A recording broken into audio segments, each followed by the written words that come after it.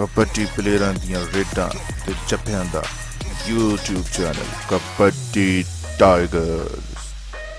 अपने favourite kabaddi player दियां ताज़ा तरीन रेडां या जप्फे इंजॉय करन लई साडा YouTube channel kabaddi tigers subscribe करो ते नाल निक्के जे घंटी दे बटन नूं लाजमी दबा दिओ। मारूफ जट मैदान दे विच है, साफ जान है बड़ाई जट ने जिद पूरी करके दिखाई जट ने, बड़े बड़े जाफियां दे दिल डोल दे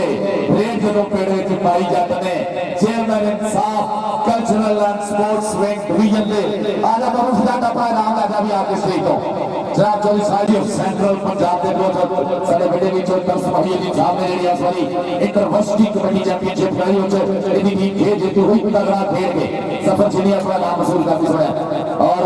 साडे स्टेज के मित्र बैठे हुए सफर जी पाए जाते सूरज कदे भी मुट्ठी च भर हुंदा, तारे कदे भी अंदरों लाए जाते, सज्जन दिलां चों कदे बहुत औखे वैरी कदे नहीं मिला होए झात गुजर ते मारूफ जट आए हाय ताड़ी मारो यार सारे काउंटी के नाम की ताड़ी मारो जिहड़ा कबड्डी नाल प्यार करदा बहुत स्वाद आउंदा जजमेंट दा और देख जरा मैदान विच इस वेले बोलता है भावा पप्पर शेर मोटा मारूफ जट चल भी जटा जट नूं लगाए नत्थ पाउण दी कोशिश की जट नूं अगे जट ही राशद भैंस पर पॉइंट जोड़दा होया इस वेले मारूफ जट अपने मित्र भाई ये फोन सारे आई जाने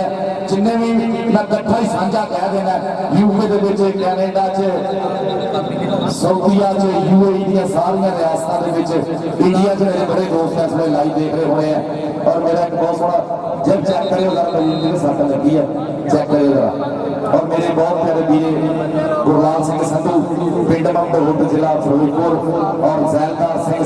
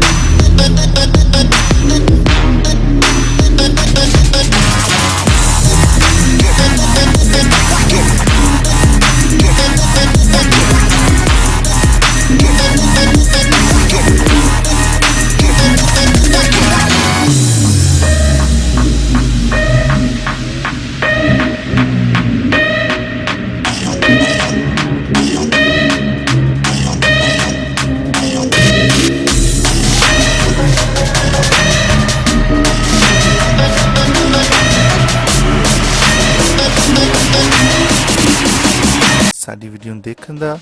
ਡਾਊਨਲੋਡ ਕਰਨ ਦਾ ਤੇ WhatsApp ਗਰੁੱਪ 'ਚ ਸ਼ੇਅਰ ਕਰਨ ਦਾ ਅਸੀਂ ਥੈਂਕਸ ਕਰਦੇ ਹਾਂ। ਸੋ ਪਲੀਜ਼ ਇਸੇ ਤਰ੍ਹਾਂ ਸਬਸਕ੍ਰਾਈਬ ਕਰਦੇ ਰਹੋ ਸਾਡੀ YouTube ਚੈਨਲ ਕਬੱਡੀ ਟਾਈਗਰਸ। ਅੱਲਾ